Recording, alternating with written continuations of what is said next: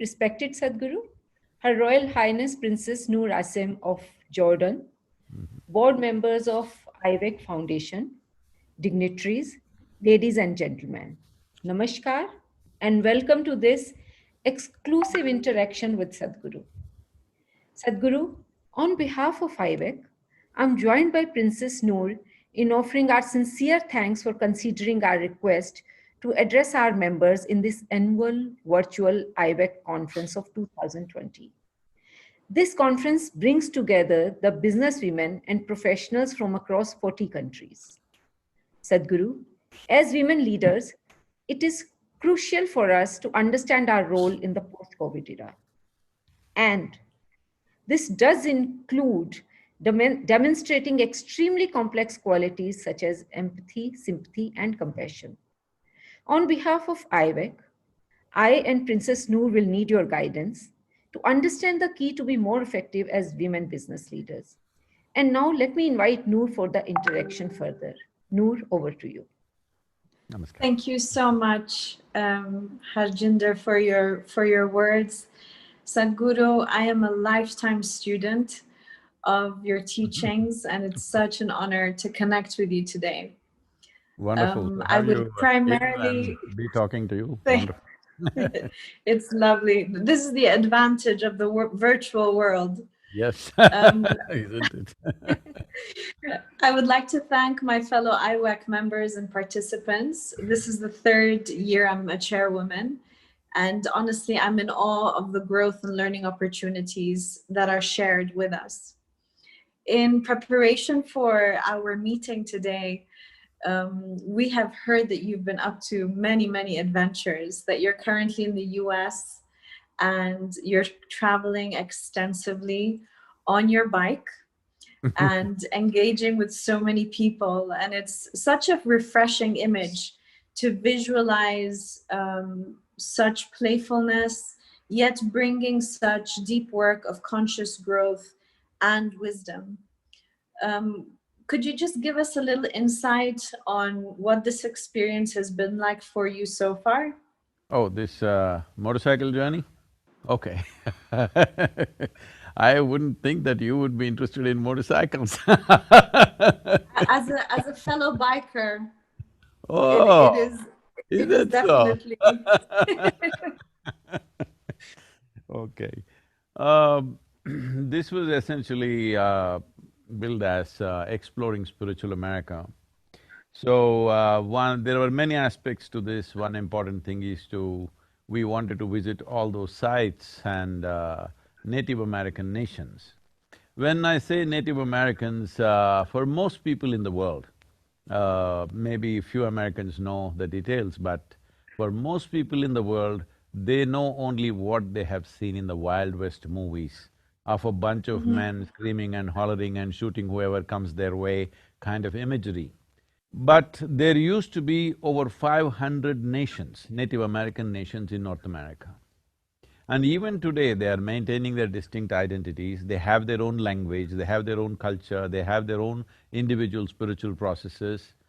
So, I thought this must come forth because about 18 years ago, I had a very profound and very painful experience with one of the Native American spirits. I was just walking in the forest and I saw, a kind of a frozen being. And at that time, I wrote this poem called America, I will send it to you. And after that, I've been looking them up. Even I did not know there were so many nations. Even in our minds, well, we had heard names like Cherokee, Apache, Comanche, like this in the movies. But beyond that, even I did not know. So I started exploring this, and I've been wanting to do this for some time, but it took the virus to break my schedule so that I could go on this trip. So it has been 36 days, we just got back day before yesterday. 36 days we've been on the road. We did 9,477 miles on the motorcycle. That's fascinating. Covered various nations, about 18 states through United States, and it's been absolutely spectacular. And we are… like almost every day, 16, 18 hours, the video cameras have been on. So to assimilate all this and to put this out, it may take 2 to 3 months for us. But the important thing is for people to know that these were well-evolved cultures. There are places like Hokia where 1,000 years ago, 40,000 people lived in one city. Just to give you a perspective, at that time in London there were only 15,000 people. There were 40,000 people. 40,000 people living in a city means there is an organization, there is an administration, there is a whole process. Otherwise you cannot… so many people cannot live in one place. So similarly, there are very powerful spiritual spaces, and the level of attention they gave to their inner well-being, what they call as their spirit, rather than their physical life, is something that modern societies have to emulate, because the only way that we can make this into a sustainable world for all of us is that our interests are more beyond physical nature. That is the only way we can do it. If it becomes all physical, we're just ripping the planet apart. And also coming to that aspect, see, right now, for most people, educated people at least, ecology means it's a textbook, it's an abstract science somewhere. These are the people for whom ecology lived in their hearts. This is what needs to happen for this generation and the next generation. These people did not live on the land, they are the land. And you and me are also land, all right? This body is just soil. But most people don't get it till you bury them. But these are people who lived with this awareness. I think this is most relevant for today's life. So in many ways, we are trying to put out what the different nations or the different tribes, like believed in and how they lived. But one common ethos is their fondness for earth, because this is a earthy culture. This is not a heaven-bound culture. This is about living life here fully. This is not about going somewhere else and living better. So I think it's most relevant for today's world. It is just the presentation of how it is presented. People may not be able to digest as to how they presented. So I'm seeing how it could be presented in modern language, in modern context, but fundamentally it's very relevant for our generations and the generations to come, actually. So it's been a spectacular ride in terms of sights, and what we have experienced in the last 36 days is absolutely incredible, and as a biker, you know.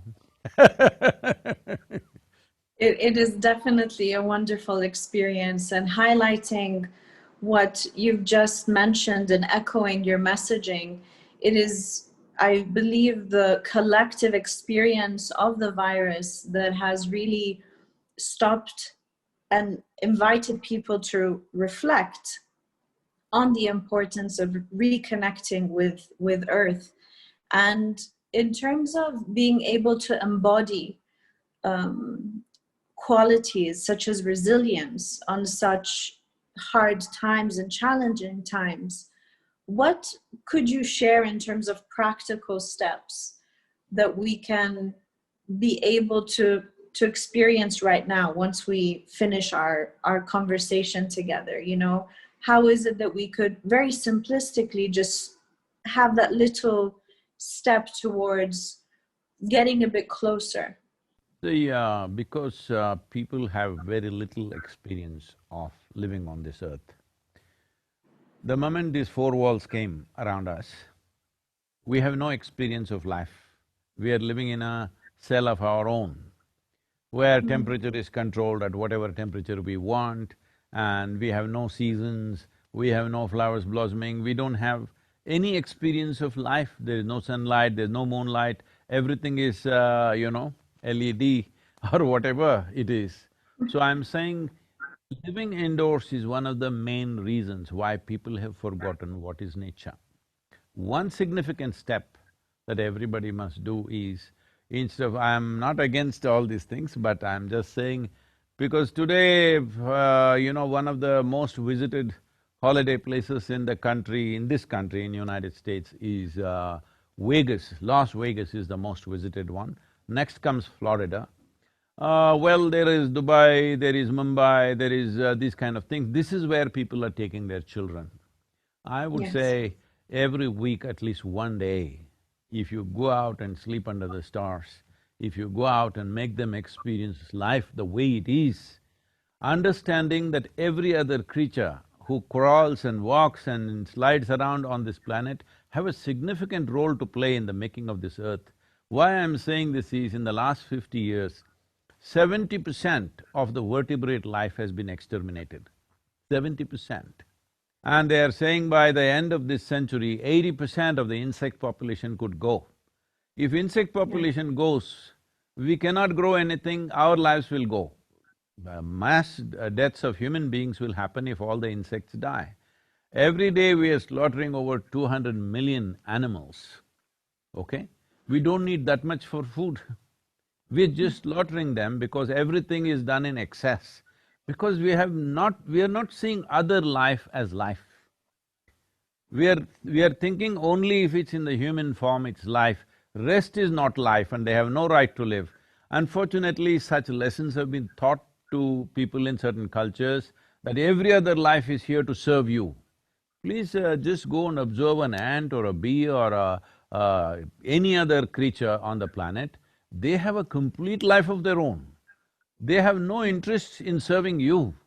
Well, they live in such a way that they're eco-friendly and it may serve us, that's a different matter. But they have no intention of serving us, they have a full-fledged life of their own. I've spent enormous amount of time in the jungles in India, in the, in rainforests in India. Every small life has a complete life of its own and it doesn't think a damn about us. But we are thinking we are the center of the universe, which has caused too much damage.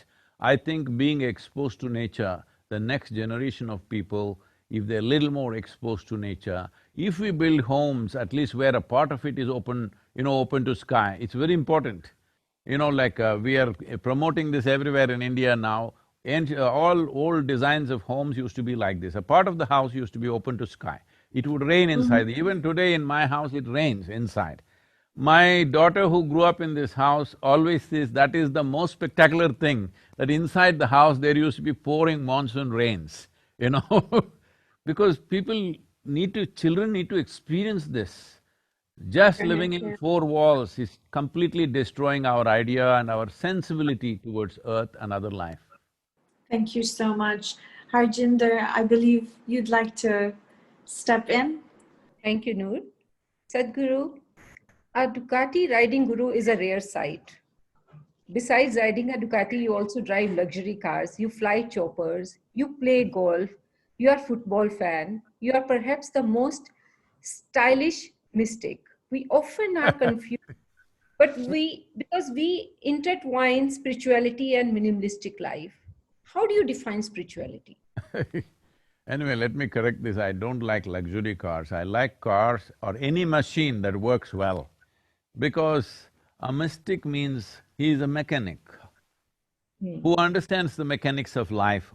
Well, isn't this true that this mechanism, which we call as human mechanism, is the most sophisticated, complex machine which works very smoothly, it organizes itself, it creates itself, and it maintains itself all the time unless you do something nasty with it. So I'm interested in anything that works seamlessly. Luxury cars, no, I never drove any of them.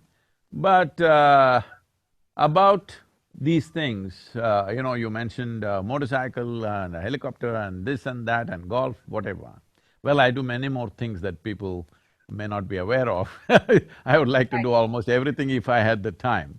But the important reason why this is necessary and why we are even putting out some of the personal aspects of my life outside is because people's understanding of spirituality right now is, if you eat badly, dress badly and live badly, you must be spiritual. So no wonder nobody wants to be spiritual. Spiritual means it happened 1,000 years ago. I must tell you this, I was in Chennai and I had to go into a conference and normally I drive myself because I don't like the way most people drive.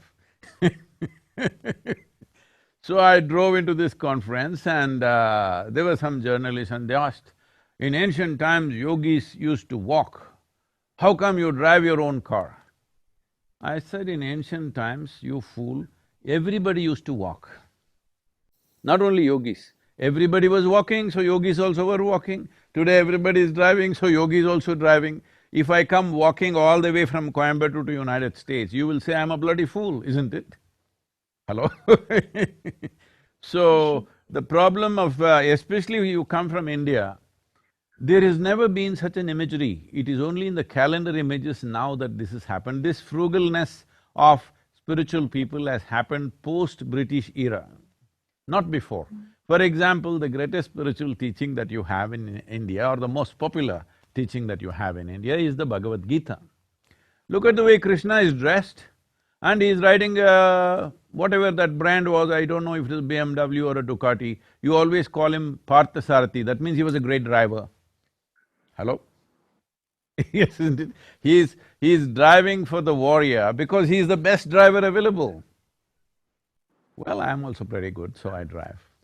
And I would like to know, so you just mentioned that many things which more that you do, which people don't know. Can you just tell us what are few of those things? I cook, I paint, I make carpentry, I do many things like this. Noor and I are coming soon to you to have the food, I'm sorry? which is, let's say, I said Noor and I are coming soon, Sadhguru, if you allow us to come and to Oh, have the food. if you eat my cooking, then you will get enslaved to me, don't do that. You're most Noor, welcome. Thank you. Picking up on the whole imagery or the interpretation of spirituality, we're so influenced by conditioning through our upbringing, through society, the labeling, the judgment.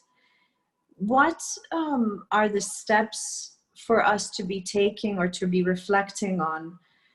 And I would primarily love to focus on the youth as well, not only on our current work, not only on today. What would be the steps for us to start peeling those layers and really heightening consciousness? As you mentioned previously, obviously those four walls, let's break them, connecting more to nature.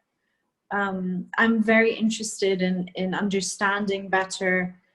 So how do we peel those? How do we bring awareness to that, okay, you're a mystic, so this is who you are, that's how you need to live, and it happens very much with everything else in what we've created as human beings.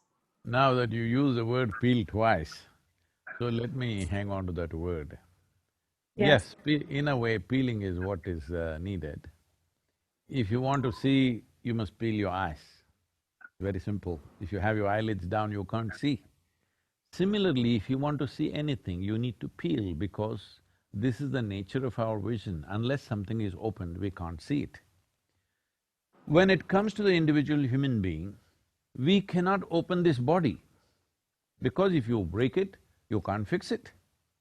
So what is physical, you don't have to open because what is peeling in physicality is just a question of creating distance. See, this is a fact that you and me as we sit here, well, I have a body, you have a body. This body, we were not born like this. We were born only like this and we became like this. We became like this by the food that we consume. Yes, it is just accumulation of food or it's just a piece of the planet. As I said earlier, most people don't understand that the soil that we walk upon and the body that we carry are not different.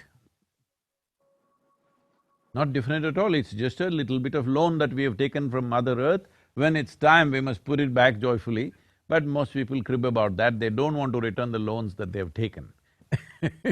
Mother Earth is Right. generous to give you what you want, but when it's time, she collects it atom by atom. She won't let you keep anything. So having said that, what you accumulate, whatever it is, whether it's body, money, wealth, clothes, this, that, including impressions, experiences, relationships, all this we gathered. What we gather can belong to us, but cannot be us, isn't it? So if we have to gather so much body and so much mind, there must be something more fundamental to this. That is unexperienced by most of the humanity today because the social focus is not there. Right now, everybody is going about as if economy is the ultimate nature of life. You know, the economic figures are the ultimate nature of life. Economy is Yes. just glorified survival process. People used to hunt, gather and survive, then they did agriculture and survived. Now we're doing stock market and surviving, it doesn't matter what we're doing, but it is just a survival process getting more and more complex. So, we are getting so entangled in this complexity, right now it's become like this, at least for the educated class in this world, the soul of humanity is economy. Nobody is talking anything else anywhere you go, only economy, economy, economy. Because this whole madness of survival, the bar of survival being raised and raised and raised endlessly is going on. So here, there is… we are in United States, which is supposed to be the most affluent nation in the world. Well, with affluence, what should happen? Why would a human being look for affluence? Initially, it's about choice of nourishment. If I have money, if I have affluence, I can eat what I want, that's how it starts. Then it's a choice of lifestyle. So the most affluent society on the planet where there's an enormous choice of nourishment and an enormous choice of lifestyles, well, 70% they say are on prescription medication. Their healthcare bill is over $3 trillion. It's bigger than India's economy with 1.4 billion people what we have, all right? I'm saying if you had choice of nourishment and choice of lifestyle, you must be at the peak of your physical and mental health, isn't it? Both physical health and mental health is becoming a serious issue simply because you have not addressed the most fundamental aspects of being human. Because who you are is being created from within you. If you don't take charge of that, if you don't access that, it doesn't matter what you gather around you, everything will just mock at you. Your big buildings, your endless amount of bungalows and palaces will only mock at you. Your massive cars are mocking at you right now. Now you want to see how you want to do something different, but how difficult it is to do something different. I am not against any of the things that I am mentioning. It's up to you what you want to have. If only you understand it's only an accessory to life. Life is throbbing within you. Rest are accessories. How many accessories do you need? Well, it's individual choice. I don't want this to be my decision. You may need, let's say, 10 accessories. I may need 2. This is our choice. It's perfectly fine. As long as both of us are conscious, what we have gathered is only accessories. This is not life. Life is something that happens within us, but that's not even come into people's experience. Right now, the physiological compulsions and psychological demands are being understood as life. What you think and feel is not your life, it's just your psychological drama. You can think whatever you want, yes? But unfortunately, most people can't think whatever they want. They are structured as to how to think. And all the human suffering is coming from this. See, there are only 2 kinds of sufferings: physical suffering, mental suffering. Is there any other suffering in a human life? Only these 2. So the simplest thing, because you talked about peeling, the entire system of yoga, the entire spiritual process, if it is scientifically handled, is just this. Right now, we have what is called as inner engineering. The basic practice is this: if you sit here, your body is here, your mind is out there, what is you is little away from you. These 2 things. Once there is a space between you and your body, once there is a space between you and your mind, this is the end of suffering. Because these are the only 2 things where you suffer. You also suffer these things not because body is suffering, not because mind is suffering, simply because you have been given a very sophisticated mechanism, but you don't bother to read the user's manual. That's why you're suffering. You don't know how to handle it. human beings are suffering their own intelligence, isn't it? Most human beings are only suffering their intelligence. Very few places have war zones, famines, this, that. They're unfortunate situations which need to be fixed. But most of the human beings are suffering their own intelligence. So what the problem is evolutionary, I'm saying. If you gave them the brain of an earthworm, they would all be peaceful. They would be very peaceful, I'm saying. So right now people are going about propagating peace is the ultimate goal of life. I'm asking you, how do I address you? Highness? Noor. Excellency? Huh? Noor is fine. Noor is fine. So I'm asking you, if you are not even peaceful, can you enjoy the meal that you eat? No.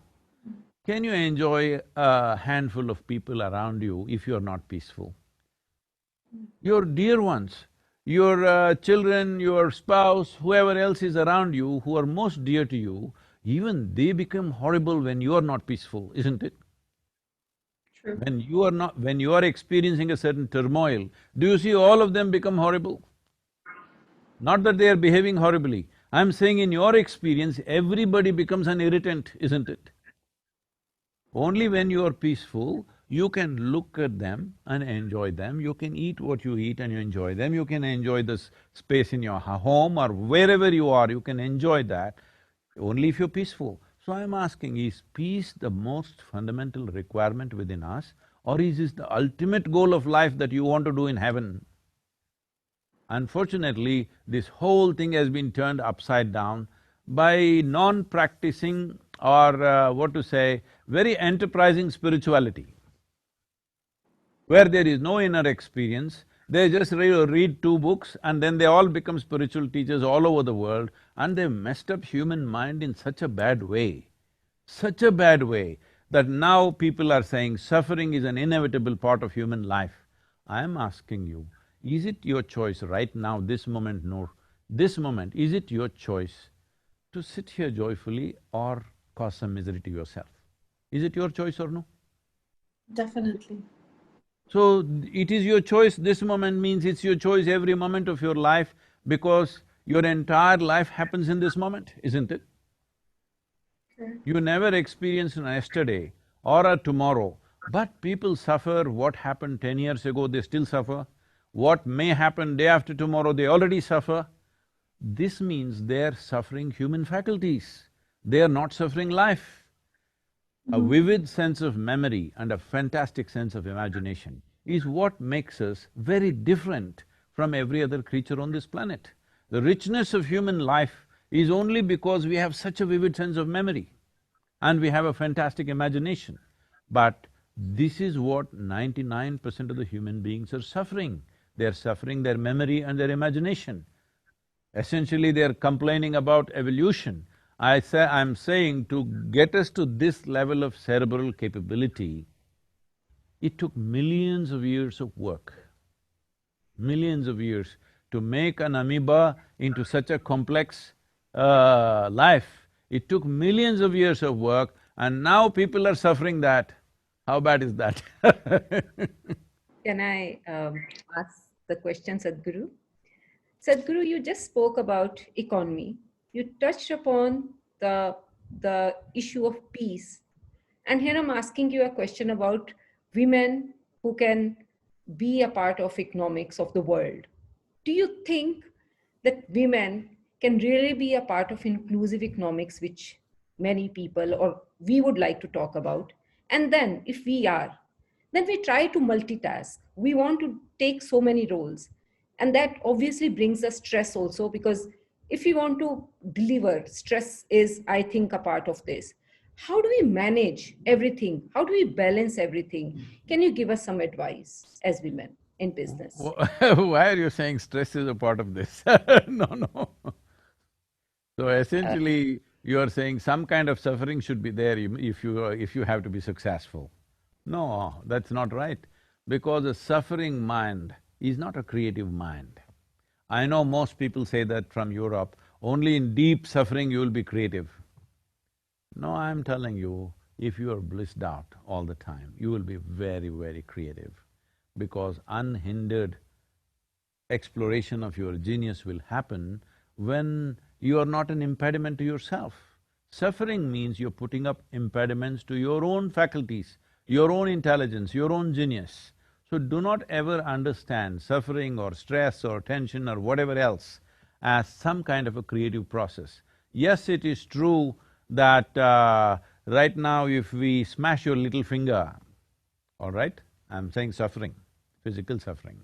If you smash your little finger, you will run all over the place at full speed. If a dog is chasing you, you will run full speed. But is that the way to go? You know, in India, unfortunately, in some villages, they used to have this, fortunately these things have stopped. They will tie some firecrackers to the tail of a donkey.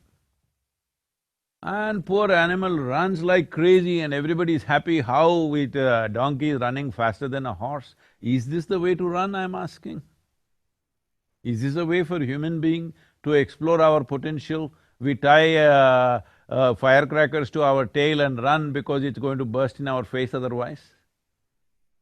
This is not the way to do things. So when we say women being part of the economic process, they've always been. It is just that today we have a twisted sense of economic process. Tell me, right from ancient times, I'm going back to the caveman's time, when people lived in caves and forests. Was she not a part of the economic process? Maybe she didn't go hunting, but when things were brought home, she sorted out things, she made sure everything is put to best use, she made sure everybody is nourished and everything is taken care of. Is this not economic process? If a woman is not competent, then what is brought home will be wasted. Is saving a part of your banking business, I'm asking? Without savings, is there banking? Without banking, is there an economic process on the planet? I'm asking. Can economic engine be driven without banking system? Can banking system operate without people saving? Wasn't it always the main consciousness of the woman in the house, how to save everything and put it to best use? Who said she was not a part of the economic process? Right now, unfortunately, we have a twisted sense of economy. We think only if you work on the factory floor, you're in the economic process. This is a very crude way of looking at life. I think I'm not commenting about this lady, but there was an iconic picture from the World War II time. If it was for the war effort, I very much appreciate it, but it was used by political campaigns and various other things, where an American lady is like this with her bicep showing and saying, "We can do it." You've seen that iconic picture. Because it was… I'm commenting about this mainly because it was used in political campaigns, presidential campaigns used this. Well, I'm saying the significance of modern times is this, that our activity and the significance of our activity has moved from human muscle to human cerebral activity because of technology and machines and things like that. From brawn to brain, this is the most important thing in the uplifting of a woman, because now the man's muscle, which ran the world at one time, anything that was needed, you needed man's muscle. So naturally, he was the dominant force in a given society, or at least we see it from outside that way, but it was not so even in those societies. Women had equal roles to play. Because our movies, our stories, everything is projecting the man who goes and fights and kills somebody is the strong man. The woman who sits at home and nourishes and creates life and brings up children, that same idiot who's fighting right now was brought up by her, that is not powerful. This is a complete misconception of life. This is a topsy-turvy understanding of life. So having said that, it is very important, today's time is very, very important because the significance of man muscle has receded. If you have big muscles, I'm saying if I'm a man and I have big muscles, well, they may hire me as a security man for somebody. They won't make me the boss of the place. There was a time the man with big muscle was the boss of the community, whoever had the biggest muscle. But unfortunately, our movies, both in Hollywood and in India, are still projecting a man with big muscles who can beat up everybody is still the boss. This is an unfortunate caveman projection that is still going on. It's very important that muscles are not the important force. Now there are machines where if you put 1,000,000 men, they are not a match for a single machine. So we have created machines, technology has come, now it is a question of intelligence and competence. So I don't think, if you ask me, I know a lot of women may react to this, but I'm clearly saying this. Let me repeat this, I've said this before, but I'm clearly saying this. There is no need for women to fight for equality. All they have to do is, education is available, in most nations, at least by law, they're equal. Socially, they may not be yet, but by law, there is equality. Now all they have to do is, more and more girls should be educated, should become competent. Today it's happening in India big time. More girls are passing out of high school than boys. More girls are there in… I went to some technological institutes, technical institutes, there are more girls than boys. Not literature or commerce or something. In engineering schools, there are more girls. More girls are earning PhDs than boys are earning. This is all. If you do this for another 15, 20 years, it'll be a level playing field. Instead of just creating unnecessary rancor, unnecessary resistance where from the other side also ugly things will happen, this is all that has to be done, because empowerment is the way to go forward, not a fight, not showing your muscle, because even a man's muscle is meaningless, why is a woman's muscle so important now? I love what you just highlighted in that sense. Before coming to today's engagement, my 13-year-old daughter was asking me, could I ask a question? I'm like, sure. So this is from her picking up Okay. on this whole male-female that she is influenced by, given society and the narrative that has been played. And she said, I am curious to know if there was one advice for the youth today, what would it be? See, gender is a personal thing. Mm-hmm.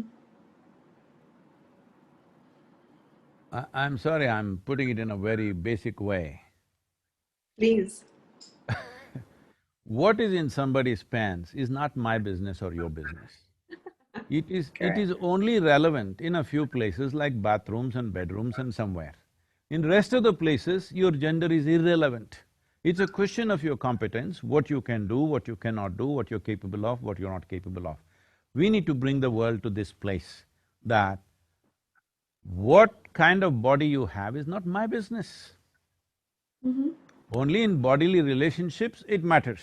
In rest of the time, it's not my business. For this, women also should think this way, but right now, it is… I don't know, it's a complete… man's dream is being played out by the women, you know. Yes. Because, like yesterday I was… somebody… because I was supposed to talk to some musician, and I said, okay, let me hear something, so they played a video. I'm sorry I'm using such words, but I'm saying because it pains me that women are being projected like this. And a musician is on stage in underpants. I said, why are musicians in underpants? They said, Sadhguru, only that sells. I said, what is this? So this is horrible exploitation of the woman, and women are cooperating in this. She can wear what she wants, it's not my business. But if she's wearing that only because that's what sells, that is not right in the society. It's her choice what she wants to wear, but it's not her choice. Somebody else is determining her choice, which is not choice at all. So, this is important both for young boys and girls, they need to come up with this, that your body is your business, all right? It is not something that everybody needs to be involved with your body on the street. Everybody need not be involved with your body. People need to be involved with your intelligence, people need to be involved with your competence, people need to recognize your genius. Everybody on the street need not be involved with your body. Body has its purposes, body has its beauty, body has its nature, that is in a different way. I am not trying to say what should be the dress code. No, I'm saying a man should not decide a woman's dress code, that's all I'm saying. Right now it looks like It's man's perversion which is deciding a woman's dress code. This needs to change if women have to be free. So this is why I'm saying, as from man's muscle it is moving to a cerebral nature of activity, similarly from a woman's flesh it has to move to a cerebral nature of activity. So right now this may sound like an absurd thing, no, no, this is how women are. No, no, this is how man has expected woman to be. This is not how women are. I know enough women in my life, all around me, to clearly know that this is not how they are, but they think this is what is expected out of them. Is that a superwoman syndrome, Sadhguru, that you call this? I'm sorry?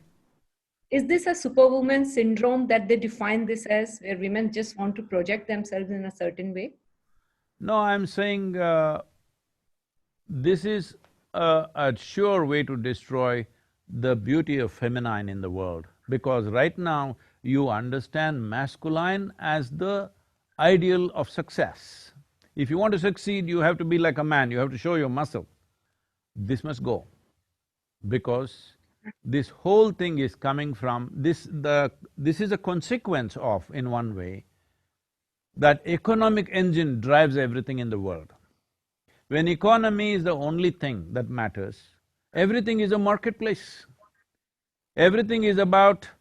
see, in the marketplace, if I give less and take more, I'm smart, isn't it? Hello?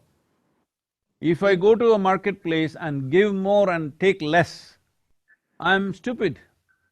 But right now you must understand, in your homes, I'm sure it's true for you also as women, I've seen women working in so many ways, my own mother, my sisters, my aunts and many other women that I see. Yeah, when they are at home, their whole thing is to give themselves totally, because they're doing something that they love to do. They're doing things for people that matter, that what I get is not important. That's what makes their life beautiful. This should not happen just at home, this should happen in the society, that everybody is trying to do their best to everybody else. This is the nature of the feminine. Right now you are saying, wherever you go, I must give less and take more, whether it's marketplace or marriage, the same thing is happening. And nobody is happy, nobody is living well, nobody can relax their guard. All the time everybody is guarded against each other, because every place is a marketplace. Everywhere you go, you're seeing how you can profit. No, that's not how human beings can live well. Human beings can live well. This is right now, I constantly live among volunteers who are always trying to give their best in any given situation. People ask me, Sadhguru, of all the things that you do, what's the most important thing? I say, people around me, the sort of people that I've gathered around me who are willing to give their lives away without any expectation.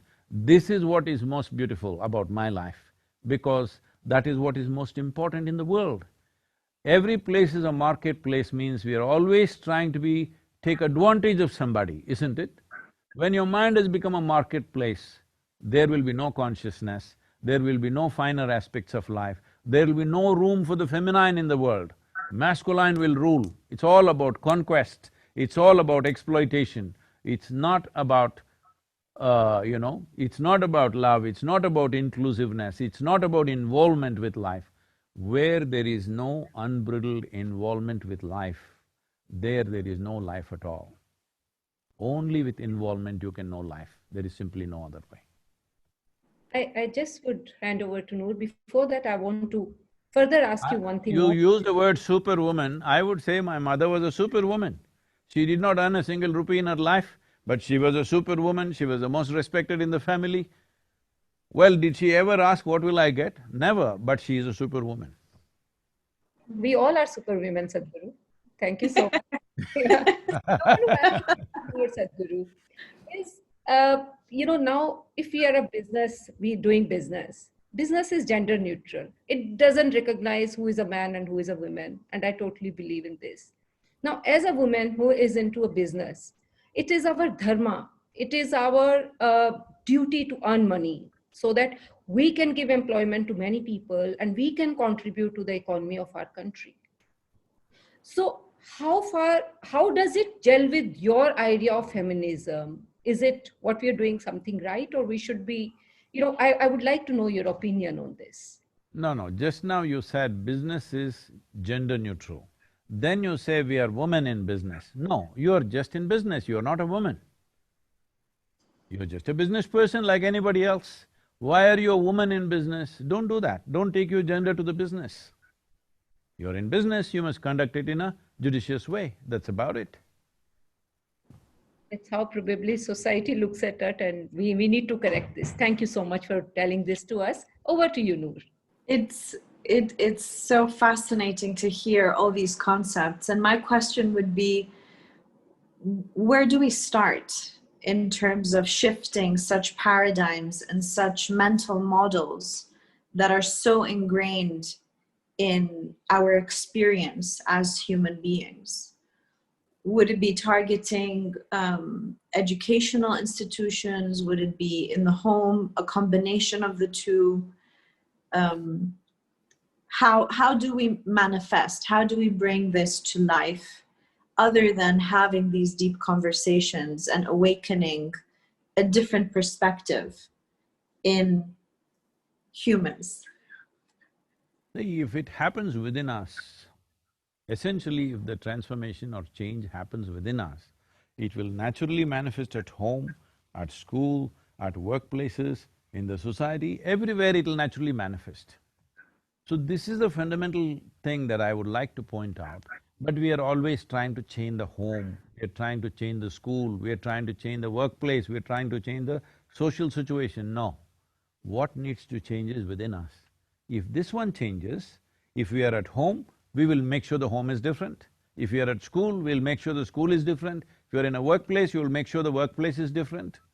So, right now, this may look like a faraway thing, but just look back and see, 25 years ago, across the world, not just in any one place, where was, I mean to say, in terms of work, in terms of recognition of competence, in terms of educational qualifications, where was a woman 25 years ago and where is she today? Most people wouldn't imagine, isn't it? Isn't it so? In most societies, most people could not imagine that this will happen. So I'm telling you right now, the only thing that was tilted against her were, one thing is the man's muscle. He's got stronger, bigger muscles for survival. Another thing is childbearing, which took a major part of her life at one time. Because to have 2, 3 children survive, she had to deliver 7, 8 children, which kept her whole life busy. But right now, infant mortality rate has gone down significantly across the world. If you have 2 children, most probably both of them will survive, I'm saying. Those days are gone where you had to bear 8 children for 2 to survive, which used to be the way in the past. So, this man's muscle and childbearing, both of them have been neutralized now. Once this is done, you should not think in terms of gender. You should just think in terms of human competence. It is important for us to understand men and women are same species. But right now, a whole lot of people are campaigning as if they're separate species. No, it's one species, one way or the other, either loving or hating, they have to live together, all right? The choice is this, but the nature of the feminine is not of conquest. The nature of the see, when I say feminine, I'm not talking only about women. Masculine, feminine are 2 different qualities in nature. Well, when feminine dominates, we call somebody a female, when masculine dominates, we call somebody a male. But it need not be determined by one's gender. The feminine as a quality, if it does not play equal role, 50% role in everything that we create in this world, then we will have a very skewed life. We will have dominance, but we will have no joy, we have no love, we have no inclusiveness, we have no play of life happening, because right now this is what is happening. The most successful people I see are the most stressed and miserable people on the planet. Well, success is the sweetest thing in human life, isn't it? Doesn't matter what we are doing, we want to be successful, whether the act is simple or complex, we want to be successful. Now, successful people are sending out a message to everybody, success is the source of suffering. This is not right. This is happening because too much of masculine nature, not enough feminine nature. There is no inclusiveness, there is no joy, there is no laughter in a workplace. Everybody is dead serious, like it's the…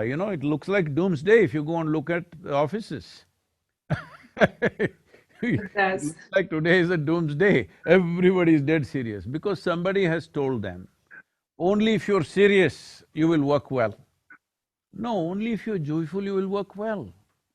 Only if you do something with great joy will the best of your intelligence and competence find expression, isn't it? So the feminine has to come. Just women coming into the office is not good enough. Feminine has to play an equal role. Otherwise, you will have a skewed society which will have everything but will have nothing. This is how, unfortunately, Western societies have become. Everything is there, but everybody feels desperate all the time. This desperation is essentially absence of feminine in the social structure, in the workplace, and even at home. Everybody is trying to be like this. See, it is not in the nature of the woman to do this, all right? But they're all doing that because… because somewhere our definition of success has become masculine. This has to go. I would like everybody to appreciate my mother who never went out to any office and worked, my mother who never earned a single dime in her life, is a super successful woman in her life. For sure. That's beautifully You got said. me? I got you.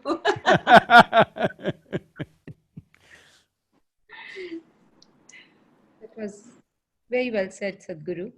I would like to ask you, you said yoga is the ultimate expression of life. Could you tell us more about your love with yoga and why did you say this, that yoga is ultimate expression of life? I'm not in love with yoga. I am yoga in a way, because the word yoga means union. Well, we've been talking masculine, feminine. If we have to talk in those terms, if these two things unite, this is yoga. If what you think is you and me, this is your idea, you understand? If both of us are buried, or let's say me and somebody else is buried, not you, both of us become soil, we are in union only, isn't it? Right now we are breathing, wherever you are, in whichever part of the world you are, you're breathing. You're also breathing from the same atmospheric bubble and I am also breathing from the same atmospheric bubble. Maybe my exhalation will touch your inhalation any moment. Just about the strength of the winds will decide how long it'll take. So I'm saying the whole existence is anyway in union. As a human being, you popped up on this planet. You're just a pop-up. Like, in the computer there are pop-ups. You're just a pop-up and you will pop out. Just because you can prance around on the earth, suddenly you think you're different. Suppose you were made like a tree, that is, you were rooted in the earth, you would clearly know you're part of the earth. Because you're allowed mobility, suddenly you got a fancy idea that you are something other than the earth, isn't it? So, life is anyway in union. The whole cosmos is anyway in union. When you experience that, we say you're in yoga. Right now there's a complete misconception about what is yoga. If you twist and turn and look like a leftover noodle, you are in yoga. Wonderfully explained, Sadhguru. I've So, never it had… is a question of union. So, do I practice yoga? No, I am yoga. I live in union with everything in my life. And every human being has to live like this. If you are in one with everything, does somebody have to tell you, don't kill this person, don't rob this person, don't harm this person? Do you need teachings and commandments to tell you what you should not do? If for one moment, as you're sitting there and I'm here, if you experience me as a part of yourself, does somebody has to tell you, be nice to Sadhguru? Is it necessary? I'm asking. So all moralities, all ethics, all values, all commandments are simply because we have forsaken our humanity. The fundamental nature of our existence is this, I must tell you this, Where in 1998, when some UN agencies came and made a prediction that 60% of Tamil Nadu will become a desert by 2025, I didn't like this prediction, I looked around, then I saw it is definitely happening. Then I saw what is the thing to do. That day, the green cover in Tamil Nadu was 16.5%. I said, we must move this to 33%, so we need to plant 114 million trees, I said. Everybody around me rolled their eyeballs and said, Sadhguru, 114 million trees, how is this possible? Then I asked them, what's your population? They said 62 million. So if all of us plant one tree today, take care of it for 2 years, and plant one more, it's done. All right? Even a beggar on the street can plant one tree. Actually, as a symbolic thing for this Kaveri calling movement that we are doing, which is 42 rupees per tree, beggars in Chennai have actually contributed for planting of the trees, because I wanted to prove that even a beggar can do it. You don't have to be a rich man to do it, everybody can do this, all right? The question is only, we are not experiencing that oneness. So how to do this when they said, I said, I spent 6 years planting trees in people's heads, which is the harshest terrain usually. So the simple thing was, I set up a spiritual process. I made people sit near the trees and made them sitting with their face up, breathing, and made them experience what you exhale, the trees are inhaling. What the trees exhale, you are inhaling. Once they experience this, now you can't stop them from planting trees. Now, according to the government gazette, the tree cover has gone up over 7.2%. According to Google Maps, it's over 11%. You can't stop people from planting trees because now they see that it's a part of their lung hanging out there. I'm saying if you knew yoga, if you experience the oneness, this is not something you have to create. This is the way life is happening, isn't it? This is the way life is happening. We are one with everything, but we have a psychological drama going on in our head which makes us believe we are a world by ourselves. Very true. Noor, would you please ask any question? And with everything we've been speaking about, I feel I have so much to take in. It is truly so wonderful. In terms of what you just mentioned about that oneness and connection, in a very odd manner, 2020, with the experience of the virus, it's kind of thrown us all in a very similar journey of emotional uncertainty and uncertainty that has looked at us maybe more so in our face, right? I mean, life is uncertain. However, with this experience, I think that has been heightened somehow. And how do you see this impacting the next few years in terms of our evolution and understanding? Noor, did you know that you're having the globe as a halo around your head? I love it. You're having the world map as a didn't halo. notice. I didn't notice. So, very symbolic.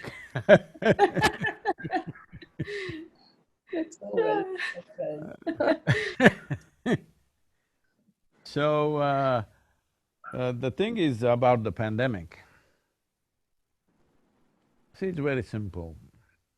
If only the humanity was little more conscious. When I say little more conscious, the essence of being human, when compared to other creatures is, they all have instincts of compulsive behavior. Their survival process, their reproductive process, everything happens instinctively. This is why even their reproductive times are decided by nature, okay, for all the other creatures. But for human beings, many bars were removed by nature because we are supposed to be, we are the only ones who are referred to as beings. Nobody else is a being. This is the only one which is referred to as a being because we are supposed to know how to be. If we knew how to be, what is the problem with the virus?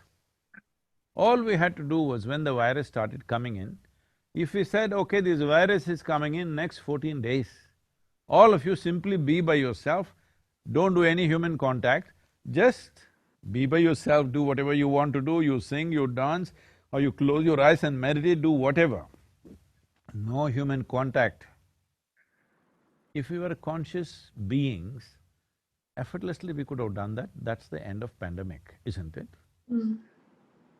But just see how difficult it is. When pandemic is on full scale, people are dying around you, people say, I want to have a haircut.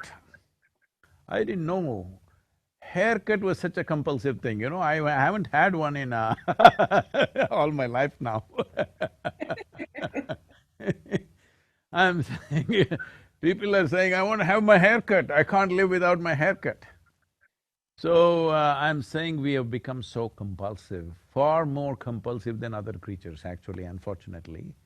This is forsaking our humanity, because humanity comes into play only when we are able to consciously choose what to do and how to be. Once we give up our conscious choice of right now how to be, then we are no more human beings. We've just gone back in evolutionary scale. So this is all that needs to happen. It's not just for this pandemic. Whatever else may happen to this planet, all right? Whatever else may come our way, because what the world throws at you is not your choice, not always your choice at least. But what you make out of it is 100% your choice.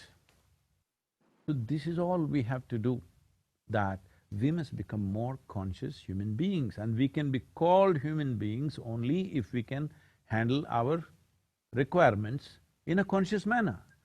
See, everything that an animal does, we also do, all right? They are born, we are born, they grow up, we grow up, they grow up simply, we grow up with lot of fuss. And they eat, we eat, they reproduce, we reproduce, they die, we die. Everything that an animal does, we do. On physiologically, we are just another animal, all right? The only thing that makes us different is the same things of growing up, of eating, of sleeping, of reproduction, everything we can conduct it consciously. That is what is the difference between us and them. Yes? If we do not conduct this consciously, then you have given up your evolutionary status of being the peak of evolution on this planet.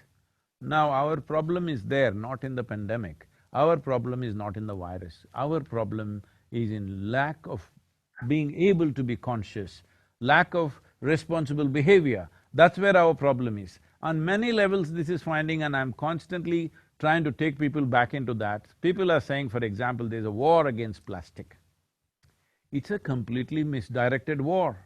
Plastic is one of the best materials we have produced on the planet. You can recycle the same material 1,000 times and use it. There is no other material like this, all right? It's a fantastic material, you can make just about anything out of it.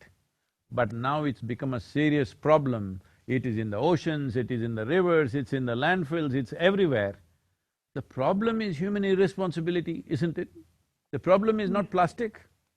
If you use plastic responsibly, it is a great thing because you don't have to produce any other material, you can keep on recycling the same thing for many years, for generations of people, we can use the same material. But we are saying we are waging a war against plastic, we are waging a war against virus. No, viruses, bacteria, all these things have always been there on the planet. Many times it's jumped. In the process of our evolution, in the development of our intelligence, in the development of human placenta, virus has played a significant role. Maybe this virus will make a genius out of you, I don't know. I'm joking, this is not a time to joke, I know everybody's dead serious. Because people have died, people have lost their loved ones, people have lost… Yes. Economic losses are there, but you do not know the full impact of this virus upon your system yet. You still do not know, that's a fact. Sure. In the past, it has happened million years ago or so, that the basic quality of human placenta, which is the basis of women being able to bear healthy children, is because of virus influence. A certain virus influenced us. Similarly, the development of our body, our intelligence, nearly 52% of our body right now is microorganisms. Only 48% is genetic material, rest is all other creatures living within us. So, The problem is not of the virus. Virus has always been there on the planet. Maybe they were in the bats, maybe they were in the pangolins, right now they chose us. But the problem is just that human beings are behaving in unconscious and compulsive ways. That is the problem. If we just consciously sit aside for one fortnight, it's a done thing. Yes. But can you get the human society to do that right now? That is the mystery. You are the Noor, you must throw light on us. It would be, it's a blessing, honestly, to have this exchange. And I'm very, very grateful for having been part of this conversation with both of you, really. Harjinder, please. Thank you. Sadhguru, I can't thank you enough for such insightful thoughts that you gave us today. As always, the session was an eye-opener. I'm sure our viewers will agree that we'll go back to introspecting and connecting with our inner self, trying to find balance in our thoughts and action. I will thank everyone who is there with us today. Thank you so much for spending your time with us. And I also would like to thank Noor on behalf of IVEC, on behalf of myself, to be there as part of this session. Namaskar, Sadhguru. Thank you so much. Please come and visit us either in Coimbatore or in Tennessee. We have a beautiful place out here. You're in United States, Noor, is it? I'm in Jordan. Oh, you're in Jordan, okay. I've been to Yes. Jordan once. I came to Petra and also Amman. We traveled in that area. When either in US or in India, please come and visit us. You also, Harjinder. Would be a pleasure, and needless to say, you always have a home here as well. Thank you. Thank you. Namaskar. Thank you, Sadhguru.